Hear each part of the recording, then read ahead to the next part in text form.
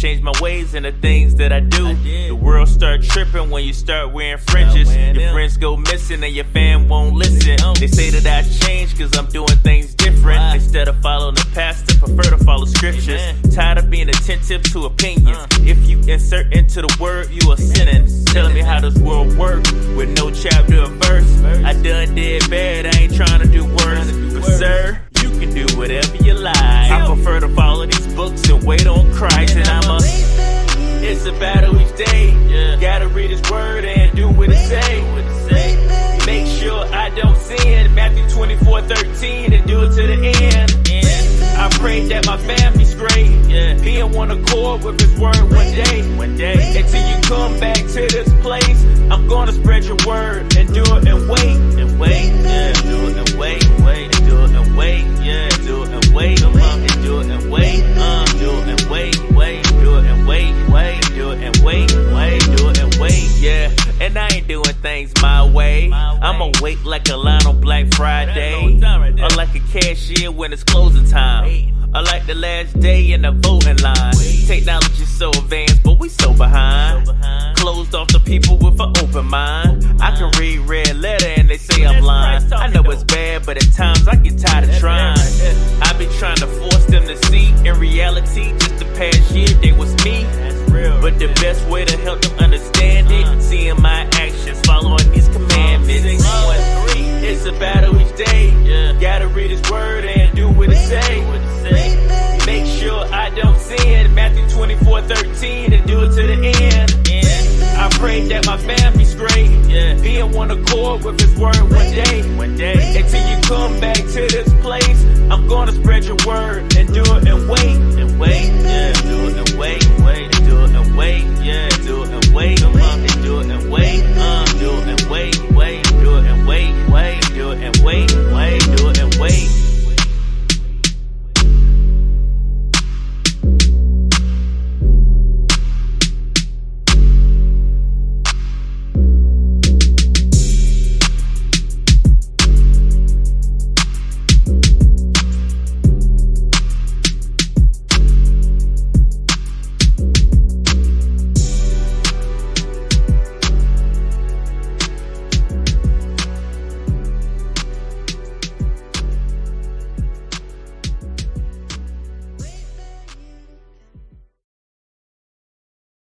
Shalom Israel, this is Soldier Nadiyab. I'm coming at you with the verse of the day. I'm coming from the book of Proverbs, chapter 15, verse 33, and it reads, "The fear of the Lord is the instruction of wisdom, and before honor is humility." So Israel, I had to realize, as an individual, I'm not special. Israel as a whole is special as a nation. Israel's going to thrive with or without me.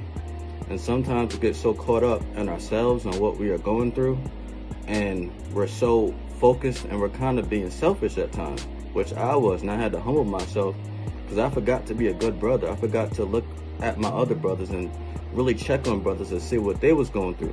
And some of them are going through stuff way worse than me that I can't even imagine.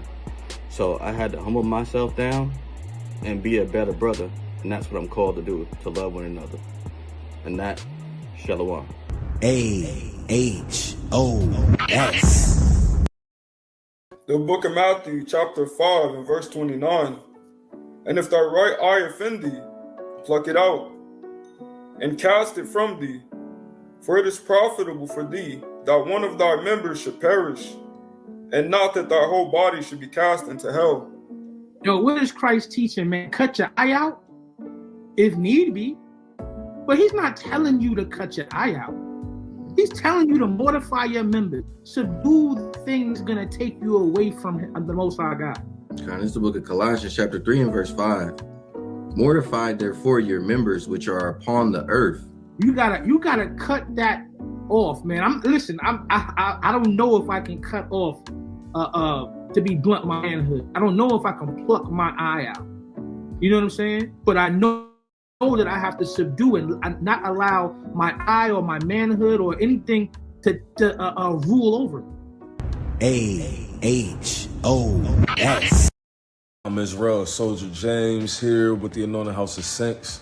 The verse of the day is going to come from John 1 and 11. He came into his own, and his own received him not. Let's get the answer for who did not receive Christ. Was it all of Israel or certain individuals? Let's go to Mark 8:31. And he began to teach them that the Son of Man must suffer many things and be rejected of the elders and of the chief priests and scribes, and be killed, and after 3 days arise again. So all of Israel did not reject Christ. It was the elders, the scribes, the chief priests. That's who rejected Christ. Shalom.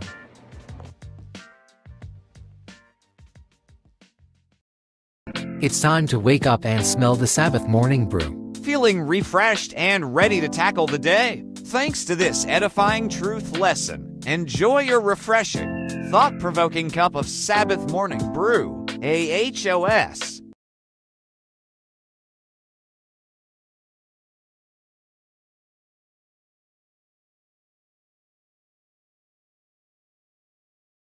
Jonathan got bars, man. He got bars. But he always making slow music, man. Wanna pray to his music, meditate. He can't get hype, man. Sometimes I wanna get hype for the Lord. Come on, man.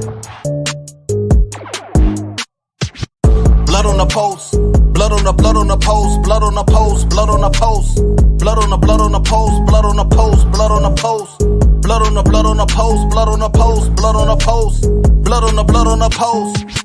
Blood on the post, blood on the blood on the post, blood on the post, blood on the post, blood on the blood on the post, blood on the post, blood on the post, blood on the blood on the post, blood on the post, blood on the post, blood on the blood on the post, blood on the post, keeping them close. Man, we got fringes and seats on the clothes. Me and my brothers ain't sleeping, we reading the secrets. The deepest you've been is the ocean. Now we've been swimming in waters that's deeper than rivers. The Jordan, we creeping up on them. It's the 14th of the month. Bone Thugs one day late for the show. Oh. Ain't never been out, ever since Red Pen Pals. You too late, you let 'em in now. We like veterans, niggas that's power. These secrets only come through steady, no regrets. We walk through water like Jesus. We raising the dead, you see this. Look at this evening pose. Blood on the post, blood on the blood on the post, blood on the post, blood on the post, blood on the blood on the post, blood on the post, blood on the post, blood on the blood on the post, blood on the post, blood on the post, blood on the blood on the post. Blood on the post, blood on the blood on the post, blood on the post, blood on the post, blood on the blood on the post, blood on the post, blood on the post, blood on the blood on the post, blood on the post, blood on the post, blood on the blood on the post. We holding post, chopping the doctrine, they ain't coming close. They had the three strikes like I'm Warner Franco. We're Rochelle toast. Wisdom is better than silver and gold. This water is knocking down wicked Pharaoh. Can't swim through the sea, man, that fan was too slow. Pharaoh was sober-minded, think he can and go. Escape on a starry night, Victor Van Gogh. Living good unchained like Quincy Django. Strippers down in the hood, now they wanna tango. Death angels coming close, so watch your back, bro. Watch your back, bro. We gonna that land, we gon' eat that. That better, bitter herb, we gon' eat that. Doing this till you how I come and see that. We that. Oh. Blood on the post, blood on the blood on the post, blood on the post, blood on the post, blood on the blood on the post, blood on the post, blood on the post, blood on the blood on the post, blood on the post, blood on the post, blood on the blood on the post. Blood on the post, blood on the blood on the post, blood on the post, blood on the post, blood on the blood on the post, blood on the post, blood on the post, blood on the blood on the post, blood on the post, blood on the post, blood on the blood on the post. The Pesach and Nissan, we found faith in Misraim. We got to be strong. Walking through water, pray we don't sing. Strapped up, boots tight. Walking upright, boy, we don't lean. Walking upright, boy, we don't lean. Walking upright, boy, we don't lean. Walking upright, boy, we don't lean. Walking upright, boy, we don't lean. Walking upright, we see that. Blood on the post, blood on the blood on the post, blood on the post, blood on the post, blood on the blood on the post, blood on the post, blood on the post, blood on the blood on the post, blood on the post, blood on the post, blood on the blood on the post. Blood on the post, blood on the blood on the post, blood on the post, blood on the post, blood on the blood on the post, blood on the post, blood on the post.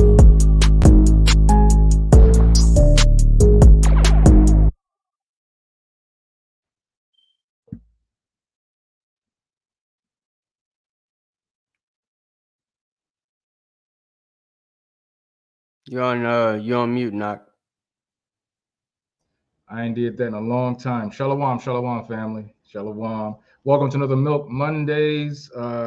We are here to give you an interesting class, and it's not going to be long, just like they don't have Black History Month that long. It's Black History Month, y'all. That's so the topic today for today's class is called Black History Month, the Great White Pacifier. The Great White Pacifier. And you're going to see why we have it titled that way. But before we get started, we want to give all praise, honor, and glory to Yahweh, Bahashem, Mashiach Yahweh Shai. I want to say Tawada for everyone coming in, Tawada for everyone being diligent with the classes all through the week.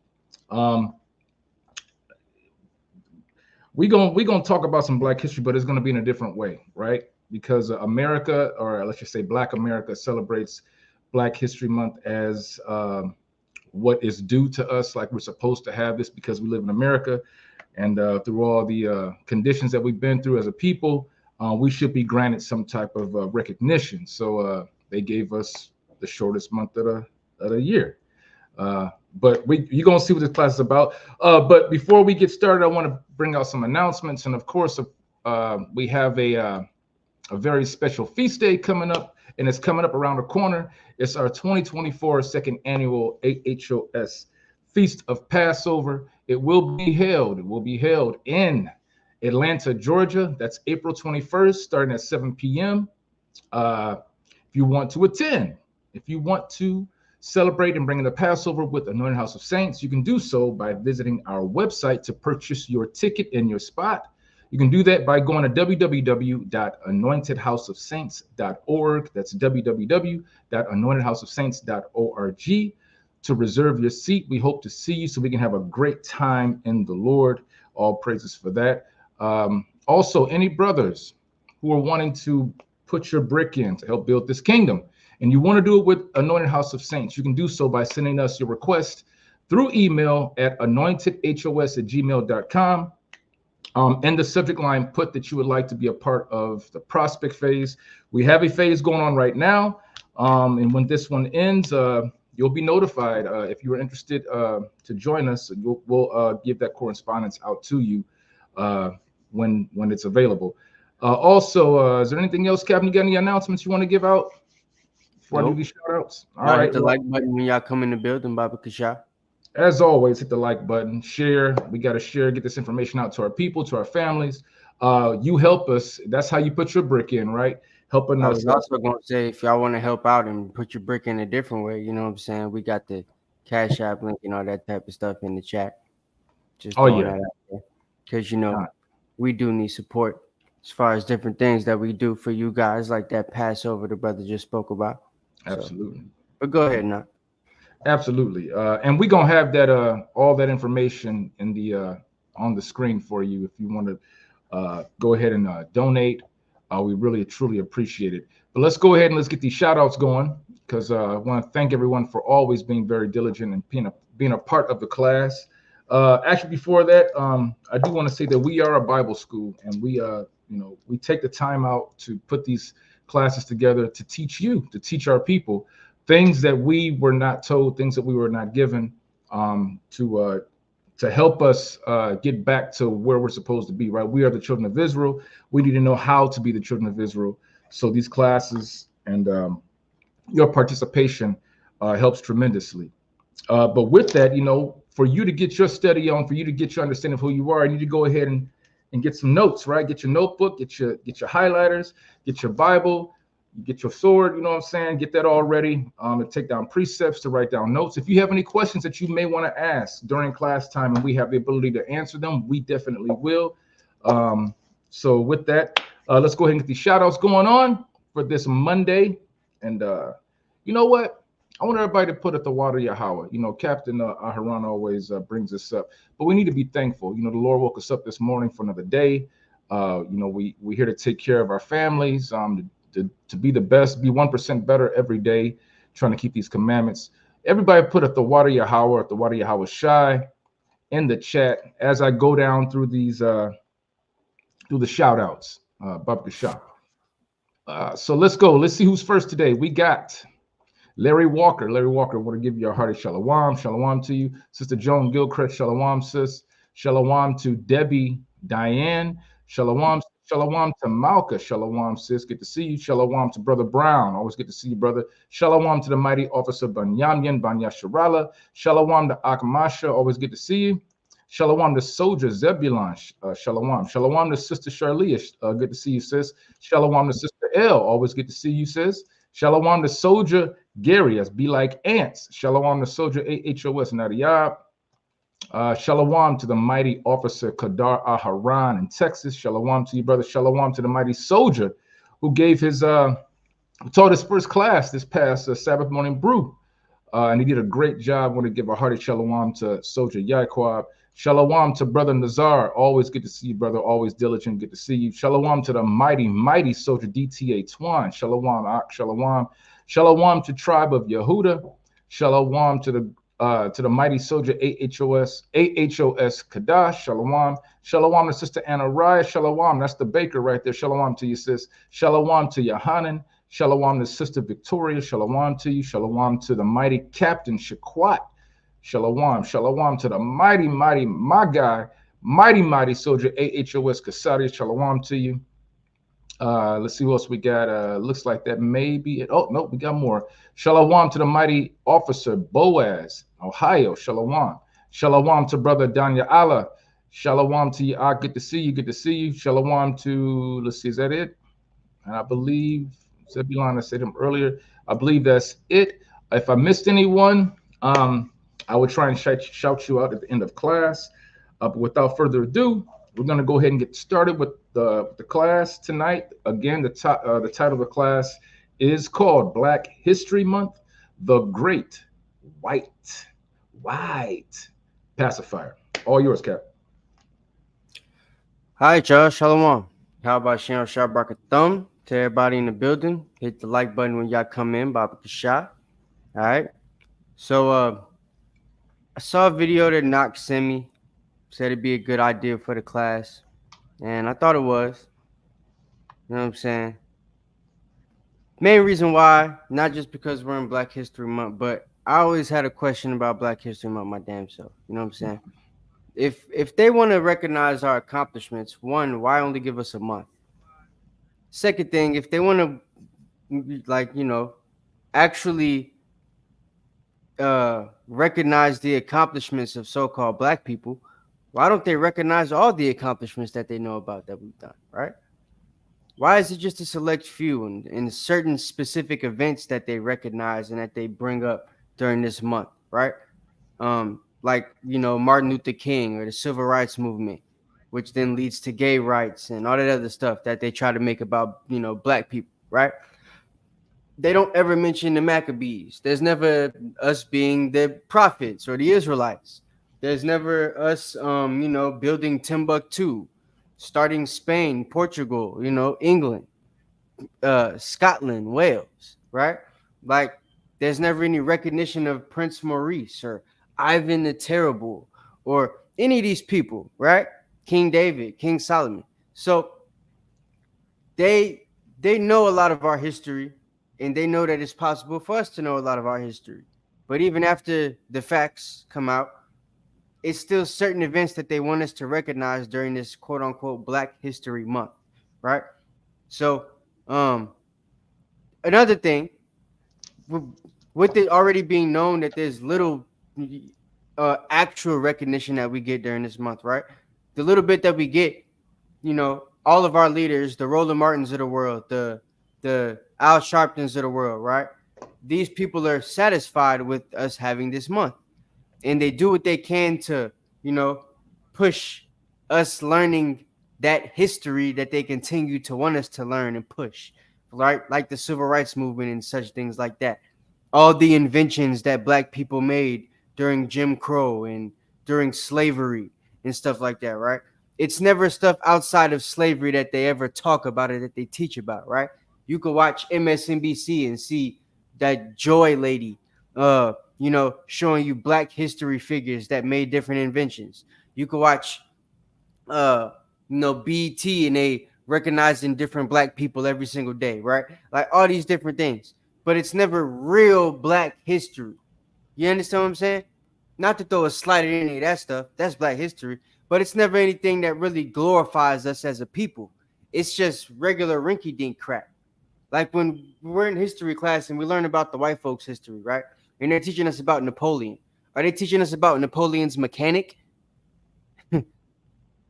that made his inventions? Are they teaching us about like you know what I'm saying, the guy that invented his bathroom or his toilet, the person that made his bed? Like that's the type of stuff that they teach us about the people that we should be proud of in America, not the ones that really did big things. You know what I'm saying? Am I making sense? Not. I probably sound like an asshole, but this is how I feel. This is how I've always felt. Like, why is it that we got to learn about Napoleon? And, you know, they even give you Chinese people to learn about, like Nobunaga Oda, Ieyasu Tokugawa, right? And then we get Martin Luther King. Right. We get the same group every year. You know what I'm saying? They talk about the same group. I mean, you know, like we don't, like it's almost like we don't create any more reasons to celebrate or to recognize, not celebrate, to recognize our history. Or any more people to recognize. Or any more people, right. And to be honest, what do we have? I mean, we go back to the civil rights. We don't know nothing. That's true. You know, we go back to the civil rights movement, and that's pretty much all the history we get. But wait, I can't let them do that, because that's what they want us to think, right? All right. But even with, okay, let's say we don't know nothing about Israelites, right? We know that there's black people that come from West Africa. We ain't talking about the Hispanics and Native Americans tonight, right? Unfortunately, we got love for y'all, right? Us, always. I'm Native, but we're talking about the niggas tonight, right? And black people, Negroes. So black folks, they know they come from Africa, right? West Africa predominantly. Isn't there a bunch of things in West Africa we could point to as far as kingdoms and, you know, all these different things? Why is it that none of our history on Black History Month or in Black History Month ever revolves around that stuff? Why do we talk about Mansa Musa? Why do we talk about, you know, Asika Muhammad? Why don't we talk about Timbuktu, you know, the Songhai Empire? Like all these different things that you could bring up, right? Salakia. And all bald black ladies, the Ashanti women and stuff that they made the movie about. Y'all got a bunch of crap y'all could go back to. You never do. Go ahead. Salakia. Yeah, and to add to that, all those things you mentioned are before the 1600s, because in our school system, right, our history goes back to just around the 1600s. I know that's what I was told. You know, so we don't have any kind of historical reference or guide as to who we were before 1600. And just like Captain just mentioned, you had all those names in West Africa of rulers and kings and even empires that we had that we don't know anything about, right? And there's a reason for that. There's a reason for that. Yep. Right. But even like I said, like we got, you know, the Yakanans of the world, Dr. Yakanans, and the, you know, all these black activists, the what's that nigga name that made this, that's trying to make the school, the Umar Johnson. Umar Johnson, you know, all these dudes, right? That are the blackity back to Africa, the Sinettas of the world and stuff like that, right? And all the people he be having on his program and stuff. Pan-Africanism, yeah. Right. We've got these people engrossed in Pan-Africanism, which is what I was about to say. And it's like they're not even pushing to push more of the real black history in the school systems. Right. They're cool getting on YouTube talking about Martin Luther King all month. Mm-hmm. Right? Which leads to my first point. Ecclesiastes 7:7. Because our people, before we get into this video, right, I want y'all to understand that there's two videos I want us to watch. First one is going to give us 1 minute and 44 seconds of, you know, what exactly is Black History Month and why it started, right? Then, of course, we're going to get into the video that Knox showed us, which is a perspective that, well, probably a lot of Israelites would hold, because we know a lot more of our history than the normal so-called black person knows, right? But aside from that, like, a lot of our people are content with Black History Month because it's a gift that we've been given, and a lot of us feel like we haven't really been given much in America. So be happy with what you got, right? They teach us the beggars can't be choosers mentality. So you were given something like Black History Month. Why are you choosing or wanting or, you know, even asking for anything else, nigga?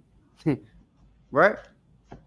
It's like how some of you want reparations and try to fight for it to an extent, not really fight for it, but talk about it, maybe march, try to get it on the voting ballot. But when they say no, that's a wrap. That's Right. that's the definition of fight for black people, right? Right. So, so like, we're in a place where they've taught us, you can't beg and choose. So if we're gonna beg for something, once they choose to give you what they're gonna give you, just be cool with that. And that's the issue, because we've learned to be cool with that, right? It started with the civil rights movement and a little bit before that during Jim Crow, but we're going to talk about that in a second. So Ecclesiastes 7:7, because the Bible actually talks about this mentality being an issue for us, right? Go ahead. Right. This is the book of Ecclesiastes, chapter 7 and verse 7. Surely oppression maketh a wise man mad, and a gift destroyeth the heart. So oppression makes a wise man mad, right? Somebody who's full of wisdom, that's actually following the Bible, that's keeping up with the times, that knows what's going on, right? Even if you're not following the Bible, but if you know what's going on, you understand the plight that your people have been through and the situation that they're in here in America, you're going to have some type of, anger towards the oppression that we continue to face here in this place, right? No matter what type of gifts they give us, no matter what type of stimulus, no matter what type of reparation talks, no matter who they put up on a ballot for you to vote for, no matter what type of things they put up there for you to vote for, right? There's always going to be a sect of us that understand the oppression, and it's going to piss us off because of our people going through it, even if you're not actually going through that oppression at the moment yourself, right? And then there's the gift. There's the people that are going through that oppression that's going to just put them in a place where it's all good in their minds, right? You got a stimulus check to be able to, keep living your life, whatever lifestyle that is. You got the little bit of history that they give you during the Black History Month. You got the march for Martin Luther King, you know what I'm saying, and John Lewis in there. So it's like all these different things that they give you, you know what I'm saying? You get a Super Bowl halftime performance where niggas like Usher will get up and dance, right? Put their hands on Alicia Keys' booty and make a big old spectacle for everybody. Now you got something to go to work and talk about, right? And then today you find out that Swiss Beats is just gonna be all right with it. Yeah, y'all talking about the wrong thing. It's okay that he put his hands on my girl, but it was a great performance. Now you got something to talk about the next day at work. Yeah. All during Black History Month, right? This is more Black history that they're gonna want you to talk about. Instead of talking about a Mansa Musa, the richest man that ever lived in a capitalistic society, right? Something that would give so-called Black people a little bit of hope, right? Learn about that guy, how he built his wealth, make you maybe get some motivation and want to hop off the porch. Instead, they're going to have you talking about Usher. You know what I'm saying? Wearing an angel outfit, dancing on stage. They're going to have you talking about Jermaine Dupri looking like a black pilgrim at the Super Bowl yesterday, right? With the little leprechaun back to the hood shoes on. Like, it was wild. So they give you something to talk about. Once again, all during Black History Month. And this is going to be stuff that goes down in the record books, right? Your radio, your Black hip hop station is going to be talking about it every year for the next couple of years to come during February when they about to do the Super Bowl. Y'all remember what Usher did last year? Right? So it's like, these are the things that become Black history as opposed to the things that would actually bring glory to our people, right? And it's these different gifts that they give us that make it that way. It makes it more interesting for you to have the gift of Usher performing at the Super Bowl than the gift of knowing your history and the important people throughout your history that actually ran things, right? The reason I go by the aristocrat is because the aristocracy is it's a ruling class, right? And most Black people don't know we ever ruled anything except the rap game and the drug game. That's it. Basketball, football, baseball, sports, right? Which is still a form of slavery. That's right. If you think about it, so is the drug game, because who's at the top of it? The government. So you're really working for them if you're a drug dealer. If you get to the nitty-gritty of it, and you understand how the game works, where the drugs come from, how the game is funded, right? Snowfall was just a little bit of the dang gist of it. For those of y'all that know. So it's like, it's a totem pole and everything. And in America, we're never at the top of it. But the place in the totem pole that we're at, they always give us the ability to glorify that, right?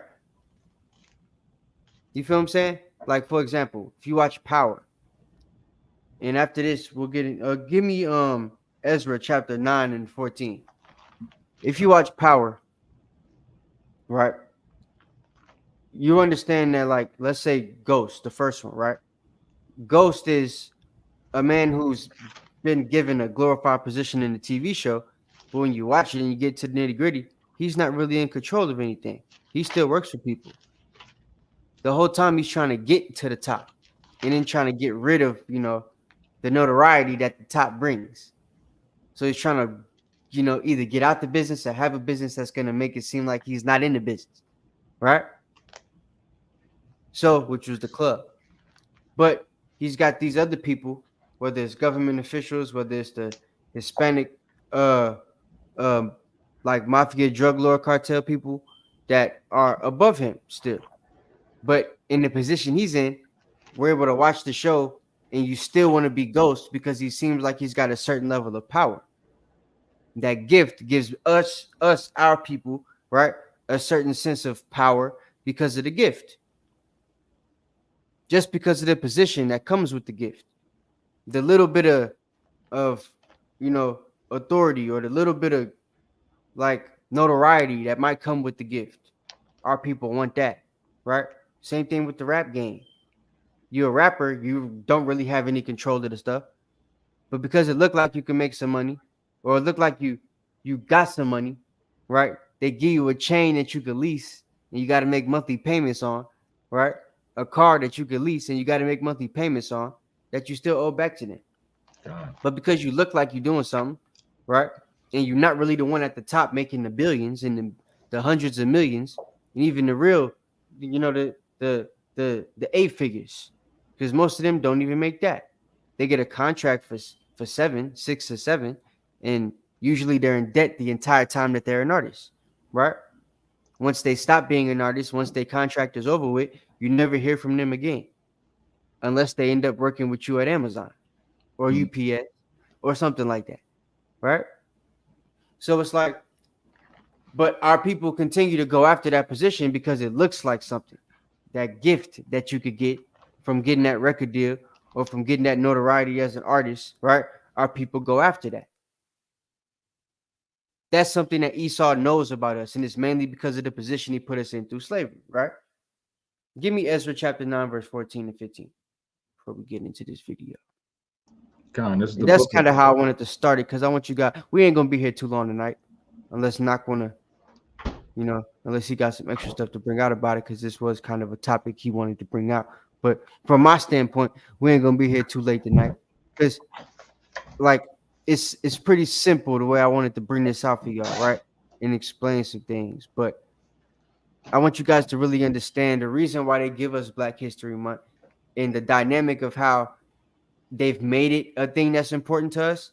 Same way they was able to make Juneteenth important real quick, right? Most of you never heard of it until it was damn COVID, right? When you had no choice but to celebrate it because you was in the damn house. Had no choice but to look it up because everybody talking about it. What the hell is this? Juneteenth? Right. Now everybody celebrated that's in the world. A new thing? Right? Right. Most of you, it was brand new. They talking to you like you say, like it's something all Black people knew about before 2019. So, it's this type of thing that it becomes a phenomenon real quick because they give you something that they make you seem like should be important in your history. And because you don't really know your history, it becomes important. That's part of us being destroyed for a lack of knowledge, right? Hosea 4 and 6. So Hosea 9, 14. Ezra 9 and 14. It's the book of Ezra, chapter 9 and verse 14. Should we again break thy commandments and join in affinity with the people of these abominations? Wouldst not thou be angry with us till thou hadst consumed us, so that there should be no remnant nor escaping? See that? So should we still join in affinity? Do y'all know what affinity is?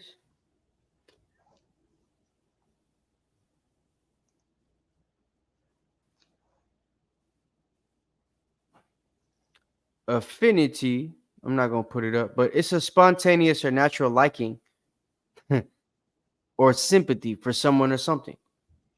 Ours isn't natural, it's spontaneous, right? We have a spontaneous liking and sympathy for the people that were our slave masters. Okay. And the information that they give us, we take as true, right?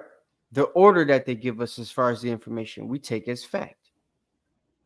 It's a spontaneous liking, right, to them. The sympathy comes from the Christianity doctrine that they teach us, the turn the other cheek method, right? And how they liken the two greatest commandments that Yahushua, who they call Jesus Christ, taught his people to treat amongst and for and against his people and their people, right? They're basically trying to use that law or those laws against us and make it be something that we use towards them, when that wasn't the objective of it. Right? The same, like, how does that work if Jesus himself lets everybody know that the same people that pierced him is going to get it when he come back, but we supposed to turn the other cheek?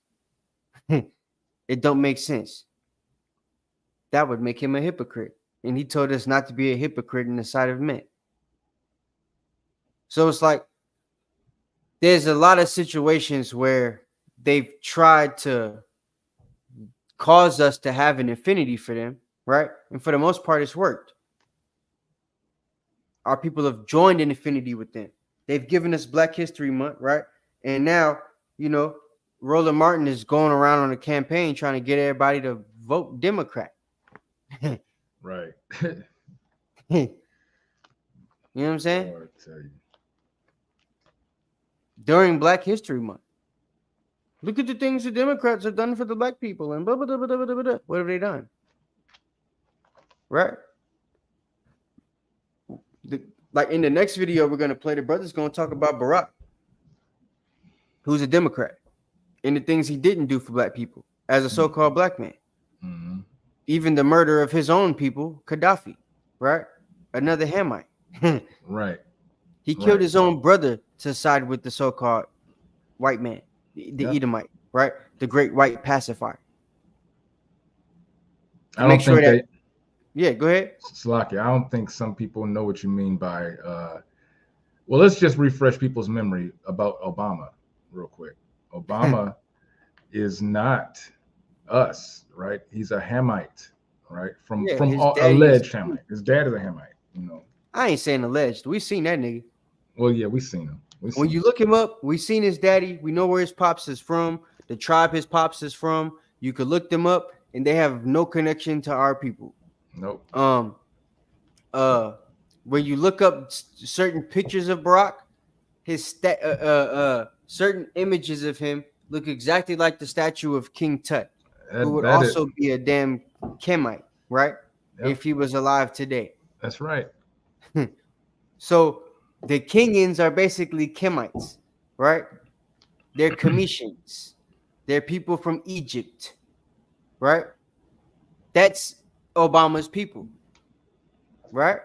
And we got Gaddafi, who is originally an Ishmaelite, but he went and took over that land, right?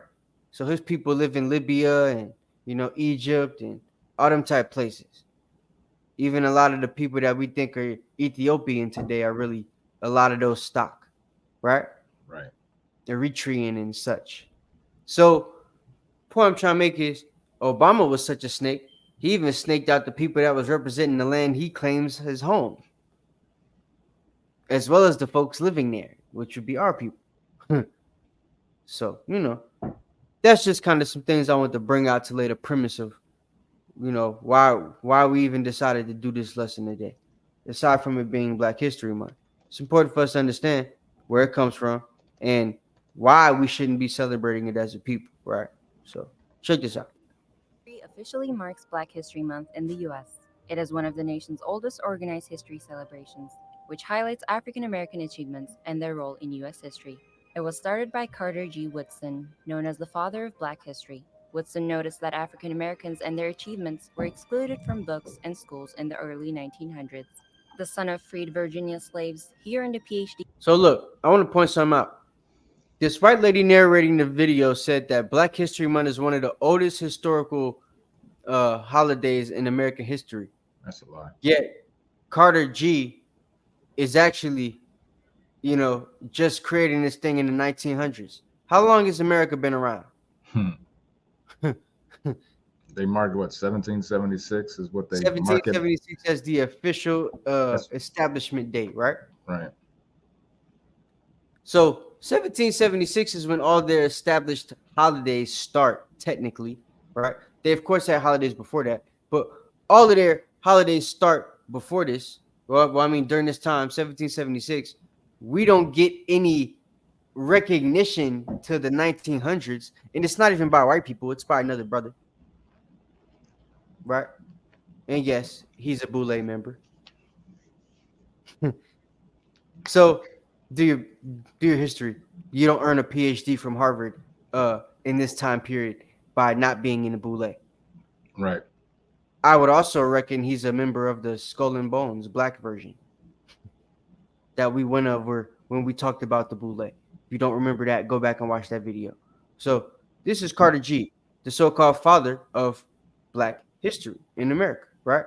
So we don't get a Black History Week, Black History Day, Black History Month, or even the thought of such until this brother decides to do it, because he saw that there was absolutely no history of so-called Black people in the school systems during the 1900s. And they said this is one of the oldest holidays in history. In history from Harvard, and came out with the idea of Negro History Week to encourage Black Americans. And you see, it wasn't even Black History Week. It was Negro History Week, because that's what you was called. Nigger History Week. Niger History Week. It was a week for Negroes to learn their history. What do you think we was learning back in the 1900s? We didn't have no Martin Luther King back then. Wasn't no Malcolm X, right? I don't even think Marcus Garvey was out during this time. He might have been out, but not like, prominent.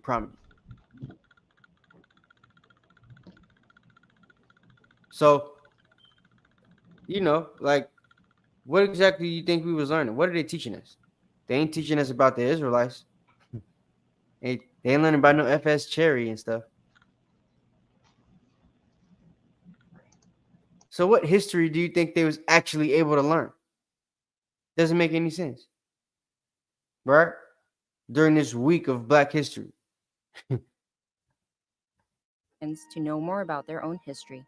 In 1915, Woodson founded what is known today as the Association for the Study of African American Life and History. 1915, the Association for African Life and History. And you see, there's clearly white people in the room, right? So he's founding this Association of African Life and History in 1915, and he has to have white people there to, I'm sure, decide what should be considered African life and history, or what they should recognize as African life and history that should be taught to the other Africans during their lifetime about their history, right? To promote Black history, Woodson chose February for Negro History Week because it coincided with the birthdays of... And of course, the white overseers are going to make him coincide something with another white man, right? Of course. But check this out. If you go by the Israelite belief, the biblical belief, which America claims to stand on, right? In God they trust. God would say it was two white men, because watch who the second person is. Of President Abraham Lincoln and Frederick Douglass, who escaped. If you know anything about Frederick Douglass, folks, his father too is a white man, right? That's right. A good friend of Abraham Lincoln, even. So what we have here is two Edomites that we have. Most of you are taught in school We got Black History Month because it's the Martin Luther King's birthday. Nah, Negro. Black History Week was started in February, which is the same month that Black History Month was started in. They didn't give you the month till 1976. This was 1915. So from 1915 to 1976, you Negroes only had a week to celebrate your heritage and history, right? So that being the case, during that week span, you have the month that they chose to give you this week in for your history, and it's really in recognition of two white people. Abraham Lincoln, the vanilla covered Edomite, and what's his name? Frederick Douglass. Frederick Douglass. Yeah. The chocolate covered Edomite. Both of them Edomite. Right? Yep. Moving on. Slavery and became a social activist. If y'all don't believe celebrations were look up Frederick's daddy in his picture that you just saw. Looks just like his father. He looked just like him. Splitting image, just brown skin. Yep. And his hair is a little bit more woolly. They both got long hair and everything. Ongoing, Whitson promoted the week as a time to focus on African American history. The first Negro History Week was announced in February 1926.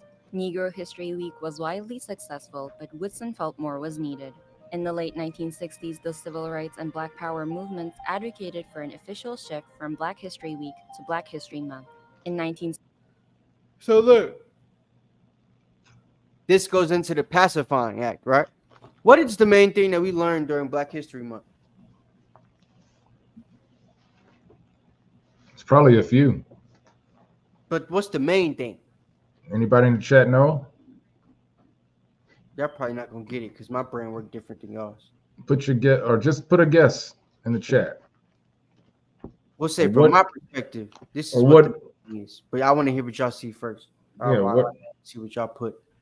Because there's something that they taught us, right? A way that they taught us to act, and it comes from the civil rights movement. We had two sides of the spectrum. At first, it was just one side of the spectrum, right? Then a certain brother got paid off and stuff like that. Was given a couple of awards, and like, you know, his stance changed. And with that stance came like this talk of peace and stuff like that. So there's something that came with that they taught us that prevents us from actually being able to get mad, right? Prevents us from wanting to take arms, which is why when y'all saw the NFAC a couple years ago during COVID, niggas didn't really know what to do. Right? Jam Master J, y'all remember the bald dude with the glasses that's locked up right now? Had brothers walk around with guns and stuff during the Trump administration. To be grateful and acknowledged for being acknowledged. Well, I don't really think we were acknowledged, but yeah, to be grateful for getting a chance to look acknowledged. Be grateful we let you niggas have a damn civil rights movement. Right. But the main thing that they taught us was to shut up and march. When we're mad, shut up and march. Right? Don't take up arms. Don't fight back. Don't have your black people in the Black Caucus and legislation make laws to stop the things that happen to us. Right? Just shut up and march. If you don't believe me, look at all the black people that got killed. No laws got passed to stop the killing. What happened? They told us to shut up and march. And to encourage the marching, what else happened? All of your leaders went and marched with you. Some of them started the marches. Yeah. What Al Sharpton do every time somebody gets shot? We're going to schedule a march. It's going to be in 2 weeks. And anybody want to come pull up? We're going to have the news stations out. And we're going to show them we not effing around. By what? Walking around a building, nigga? With a couple of signs? Pacifier. That's a form of pacifying. Because it stops you from actually saying what's right. You ain't out there saying what needs to be said. You're out there asking them to give you something. Stop the violence. Hands up, don't shoot. Black Lives Matter. You're asking them to give you something that they don't give a damn about giving you. That's what we were taught. Shut up and march. Right? And where did we learn this? The Civil Rights Movement. John Lewis, rest his soul. He's marching across a bridge. Fight breaks out. He get beat half to death. And he lives his whole life teaching people in Georgia to just do what? He could barely speak English. But he's telling folks to shut up and march. Right. It don't make sense. And we learned this 50-something years after the idea came up to actually give us a week. So you can't say that it was a be happy we acknowledge y'all, because we didn't get any acknowledgement until 50 years afterwards, and we had already been through slavery for 300 years. By 76, we done went through slavery, Jim Crow, and the Civil Rights Movement. Right. Then it's like, okay, we'll give you a month. What? We already had a week. So you're going to give us just 3 more weeks if you think about it, right? They didn't even give you a full month. They just added 3 more weeks to what you already had. Yep.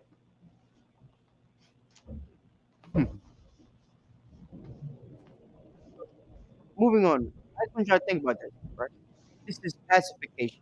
This is pacifying. It's a pacifying magic trick. They put a big old pacifier in the mouth of every single black person in America. They made us shut up. In 1976, President Gerald Ford officially recognized Black History Month, urging Americans to seize the opportunity to honor the two. Look at this. He put a pin on the brother, and that's it. That's all y'all want. A gift. Right? All y'all want is a gift. Often neglected accomplishments of Black Americans. That's the same type of thing that made Martin Luther King flip a Nobel Peace Prize, right? A gift destroyeth the heart. Oppression is supposed to make a wise man mad. Ain't supposed to be no laughing and giggling with your fake teeth and stuff like that with this white man here. Why are they so happy, right? Because these niggas is thinking, we finally gonna get something in America. And the white man's thinking, gotcha, nigga. That's it.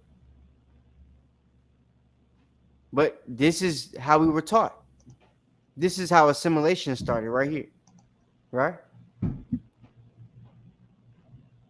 Oh, yeah. Good job, boss. We did it. Let me get a hug for the picture. Yeah, boss. In every area of endeavor throughout our history. Each year, the theme for Black History Month is chosen by ASALH. This year's theme is Black. Wait, what? Hold on. So the theme for Black History Month every year is chosen by that committee that was started by Big G, Big G Woodson. You know what I'm saying? The gangster in the Hall of Fame of Black History, right? From Harvard. The Boulay brother, right? The assembly that he starts, the committee that he started with the help of those white people that you saw in the picture, that told him to start it and give it recognition with the month after Abraham Lincoln and Frederick Douglass, 2 white people, right? They still are in control right now, today, of the theme every single year for Black History Month, as they were in control of the theme and the people that it was going to be based off of and centered around.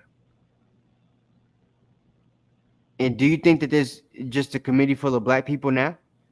Or do you think it's probably like the NAACP and it's always had white people incorporated in it?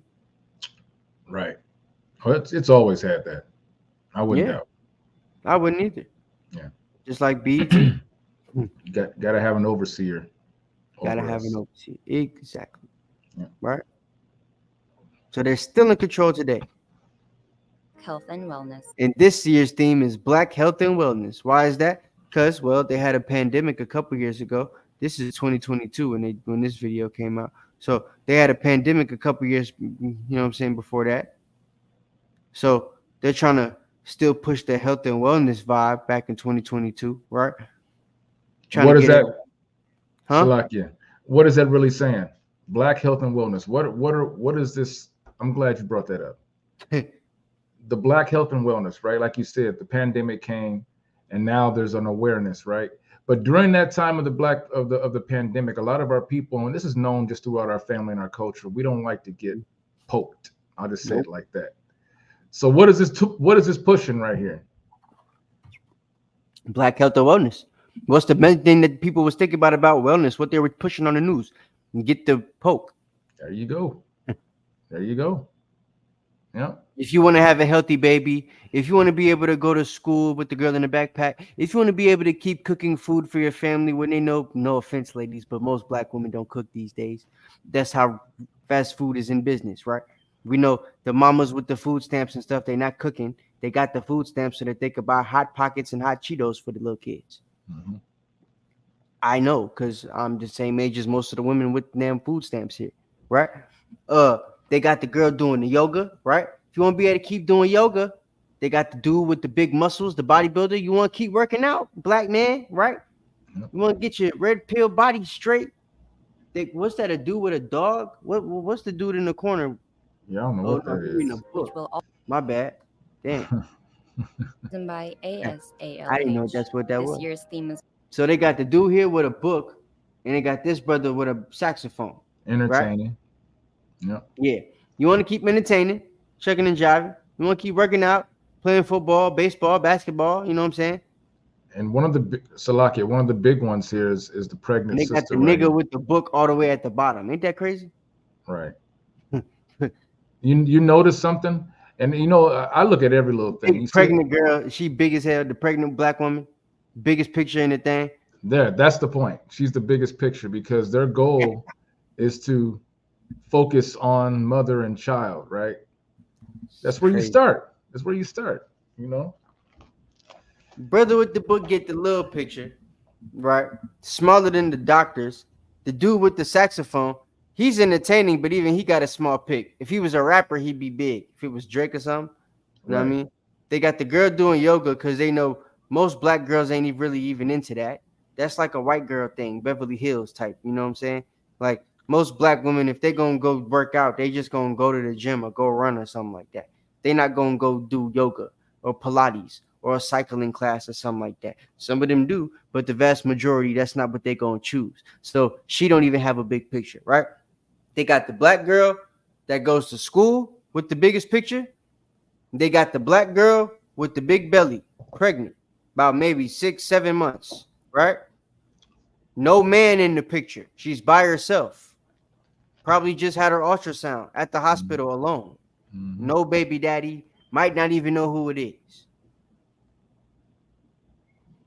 That's the idea that they're giving you with this. And this is the Black History Month virtual festival.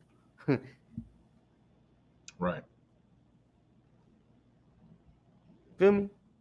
Theme. It's Black Health and Wellness, which will also examine how the U.S. healthcare system has often underserved the black community. And they're going to talk about how the healthcare system has underserved the black community. You think they're going to talk about the Tuskegee experiment? You think they're going to talk about the destruction of all the black doctors' offices and dental offices during, Jim Crow and Black Wall Street and all that stuff? Or the sterilization of several of our sisters back in the 70s. All of that. The sterilization of the sisters. Making brothers get their tubes tied. There's a bunch of stuff we could go into with that. But this is Black History Month, right? That's really it. So, all of that in a minute. That's supposed to tell you what Black History Month is, where it started, how it started, right? So, now, for the meat and potatoes. Watch this. Actually, give me Job 8 and 8. Because with this video that we're going to watch right quick, I want you guys to understand, with everything that we just watched, right? What type of things do you think your ancestors had to go through? Whether it be your father, grandfather, whatever age group you're in, right? Great-grandparents. The ones that went through Jim Crow and stuff like that. That was alive for the Lake Lanier cities and the Black Wall Streets and the Black Central Parks and stuff like that, right? And got to see all that stuff thrive and then got to see it all be destroyed. How you think they felt? Job 8 and 8 to verse 10. Right, this is the book of Job, chapter 8 and verse 8. For inquire, I pray thee, of the former age, and prepare thyself to the search of their fathers. For we are but of yesterday and know nothing, because our days upon earth are a shadow. Shall not they teach thee and tell thee and utter words out of their heart? Yeah, man. So we need to inquire about the days past based on the lives of our forefathers, right? Because learning those things and the things they went through, they're going to make us not make the mistakes that they made. They're going to cause us to want to live a life different than the life that they lived. Because once you actually learn the history, you find out that the positions that they were in aren't positions that we should want to find ourselves in as well, right? Which is why knowing history is a good thing. It's another reason why they don't want to teach you all of the history, because once you know it, you can become dangerous for them and their society. Because their society thrives solely on us not knowing anything, right? The yoke of iron came off our neck because they had destroyed us. The Bible tells us in Hosea 4 and 6 that our people continue to stay destroyed for lack of knowledge of the things that happened to them, right? Mainly their history. Jeremiah spoke about that, right? We discontinue from our heritage. So that lack of knowledge, right, of our history and of self, that's what puts us in a situation to be vulnerable to the things that they want to do to us. Because when they give us something, a lot of us have no choice but to take it because we don't know that we were ever anything else. Right? So when you've been taught your whole life that you were nothing but a slave, when they give you a position or an opportunity to get a position in corporate America or something like that, you take that and you're cool with it. When they give you the opportunity to own your own, hair business or whatever the hell it is, you cool with that. So we have to get to the point where we really start to inquire about the past, especially the past of our forefathers and stuff like that, our foremothers, so that we can understand what they went through and why it was important for, what the hell would we be thinking about a Black Wall Street for back in the 1920s if we thought that whatever the master give us is cool, like we do now, right? What would be the point of any of our people even going for something like that and for thriving and for succeeding with it to the point where it had to be destroyed if we was just naturally cool with what master gave us, that close from being out of slavery? So those are things people got to think about. Watch this video. Now, the lady in this video is going to represent actually a portion of them folks in this country, because reality speaking, I'm actually glad she's talking this way. Let's go ahead and roll that. Is being Black trendy now? Is that what this is? Because it might be considered a little racist. Just so y'all know what it says in the little caption, right? It says, "That's y'all problem. Black friends don't make you black. We don't want y'all on our trend. Let us have something. Thank you." So a black girl on TikTok or Twitter, whatever that is, she said that, she's basically trying to get something, right? Or she wants the white people that claim to have black friends to let us have something for ourselves. Because whenever we got something like Black History Month, they always want to jump in it and make it seem like they know about it and, like they gave it to us. And, everything that we got from Black History Month actually is information that came from them and not real history about ourselves. that's how black people act, but they don't realize that that's exactly what the hell happened, nigga. Right. They're allowed to get involved in Black History Month because they gave it to you. And this white woman here is basically going to explain that, right? So there's a lot of things that we got to understand about this, right? They want us to have something. Let us get something. Let us keep this Black History Month, right? So before I really get into what I want to say, listen to what Becky has to say. Let us have something. Well, you've got affirmative action. You've got all Black colleges, all Black scholarships. You've got the BET channel. You've got the BET awards, and you've got an entire month dedicated to celebrating your history and culture. I'm not real sure what else it is that you're looking for, because that sounds to me like quite a few somethings. Now, every time Black History Month, comes around, and shout out to all my Black American brothers and sisters, and we're celebrating Black American innovation this month. Without Black Americans, America would not exist. Not only with the building of America. Father, continue. My bad, I was reading comment. But look, this lady, she's right. A lot of stuff they got. I know he's gonna break it down and get into the stuff that like affirmative action, all those type of things. Food stamps and all that stuff. That stuff that they tell you Black people predominantly, are a part of, but there's a lot of white people. In fact, in some of the instances, they're the ones that predominantly, participate in those things, right? Those government assistance programs and stuff like that. So that being the case, she's wrong from that standpoint. But as far as the things that they do have or that they have given us, I know the brother's going to try to talk it down, which a lot of things he's going to say is correct. But from the standpoint of just fact, she's kind of correct. And I say that because, well, HBCUs, yeah, white people get to go, but it is something that Black people get to think is for themselves, right? And the point of me saying that is nothing that they give us is actually made by us for us. Right. It's always something that they were a part of giving us, right? And when it's given to us by the oppressor and by the enemy, of course they're going to be allowed to participate in it. Duh. That's the point of them giving it to us. Right.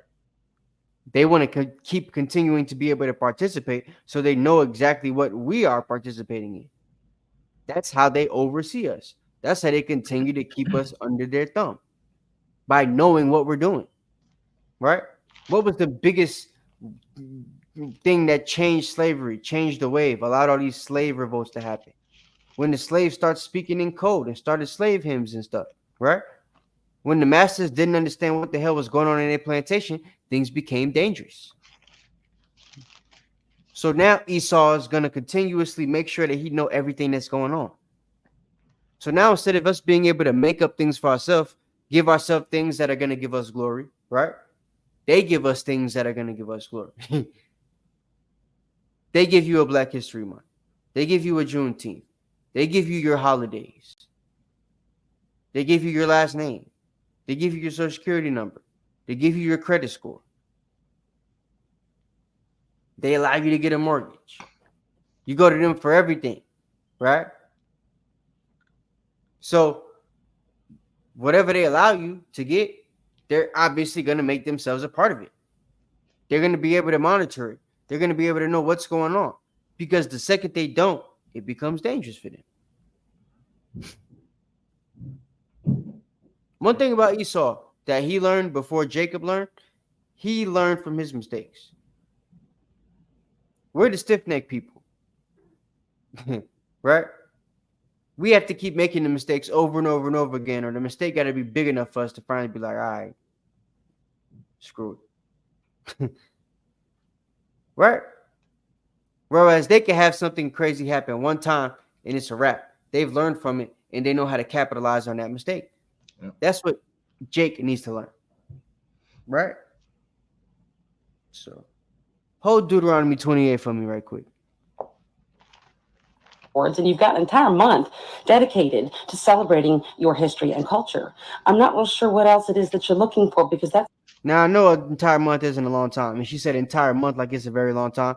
But they have multiple months where they get to celebrate their history and culture, right? They got the 4th of July, which is a July for us. Right. They got Thanksgiving. They got what month is Columbus Day in? What's that? September, August, something like that. I done forgot. I don't even. I don't know.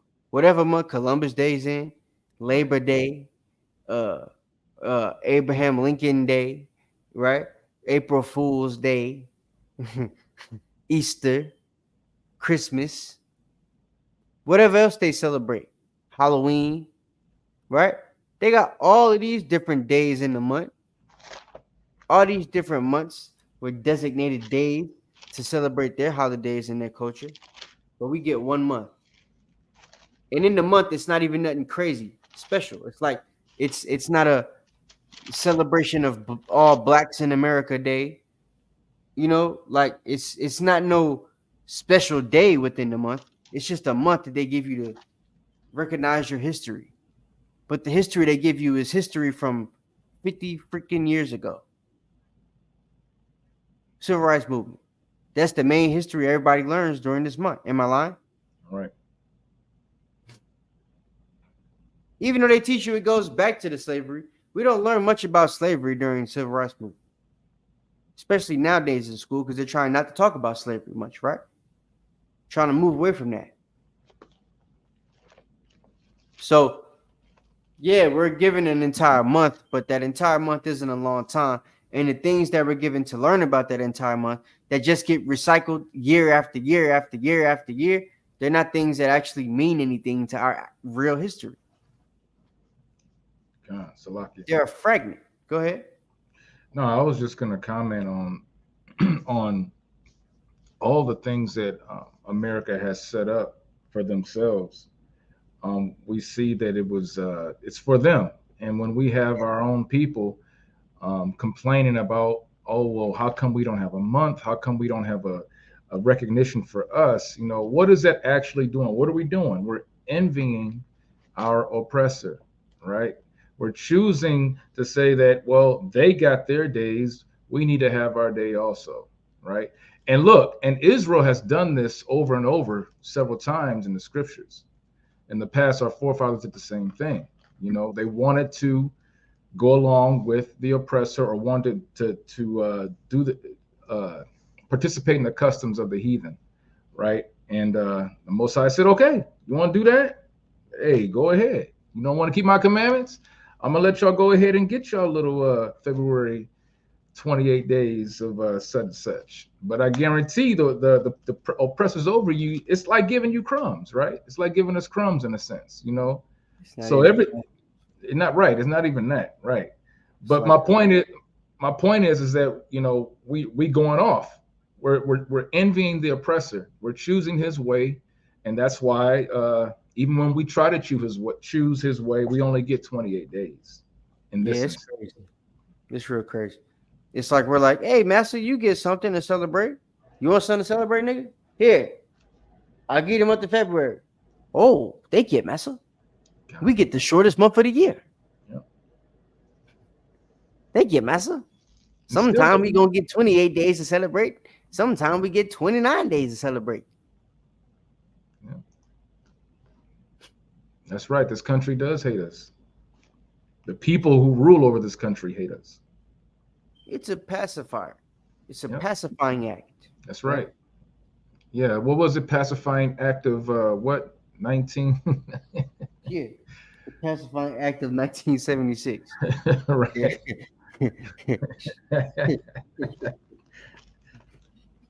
Deuteronomy 28. Because look, here's what they pacified. Just to be real, since we're talking about the pacifying act of 1976 that you guys now call, you know, Black History Month. Right. It pacified the curses of the Bible that our people constantly go through every single day, especially during the time period that they pacified, right? Our people were in the midst of the curses, a bunch of them. Yep. Now y'all got a chance to kind of look like y'all escaping it, right? A brother could go to the dealership and buy a Lamborghini Urus now. Right. You know what I'm saying? Aston Martin DBS 770, like Ferrari Pista 088. Like brothers could buy these cars now. Where in the past you was walking on the sidewalk and trying to get home before sundown. Because if you did during sundown, you might not have a head when you Right. might not wake up. So it's like these are the things that our people don't really realize because now they're in a place where they can look like they're doing something, not knowing that that too is even a gift. The ability to do the things that you could do now is a gift that was given to you because it was things that we weren't able to do before. And people that get to that position that have knowledge of the things we couldn't do before, they always make it seem like we should be happy because we could do this thing that we couldn't do before. And my grandfather couldn't buy no Bentley, so I bought one. Right. Right? So it's, all of that goes with the oppression, right?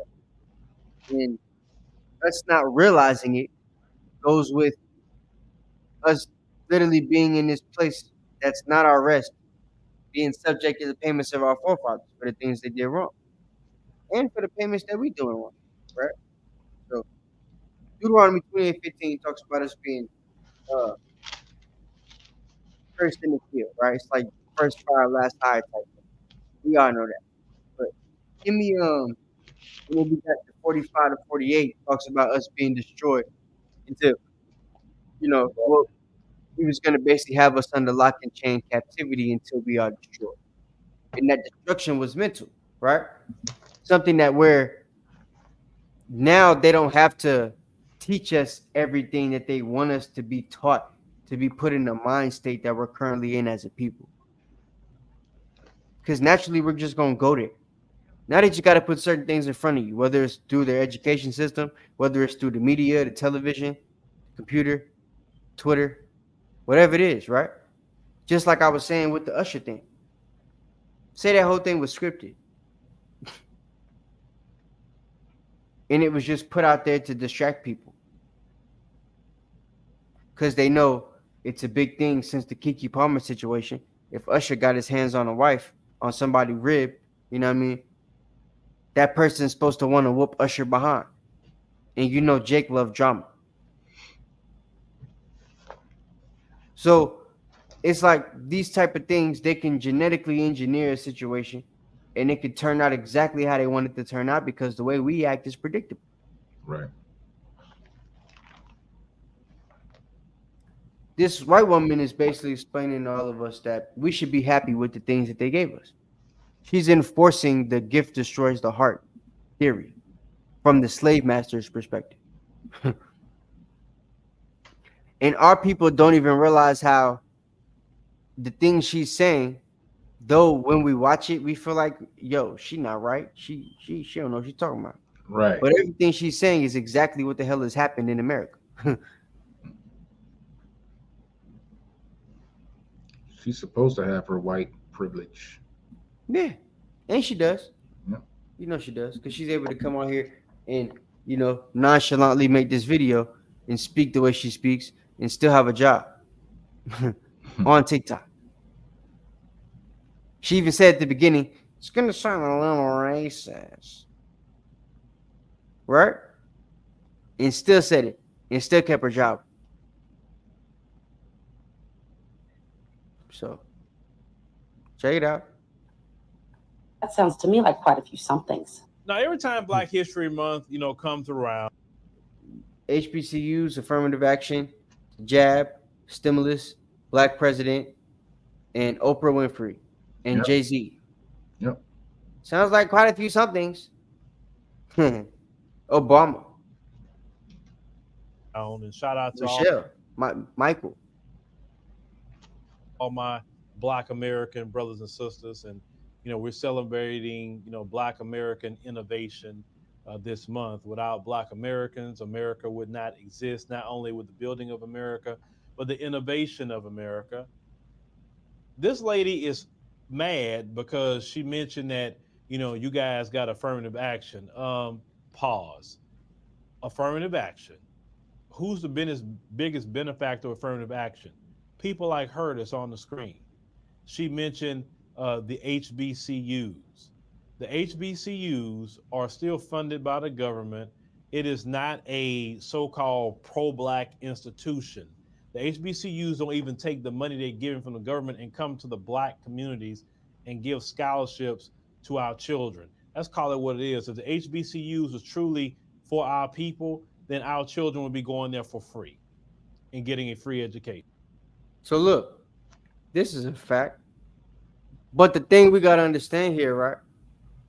Majority of our people are Democrat, and they vote for people that push the HBCUs, right?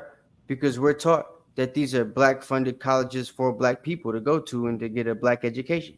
Right.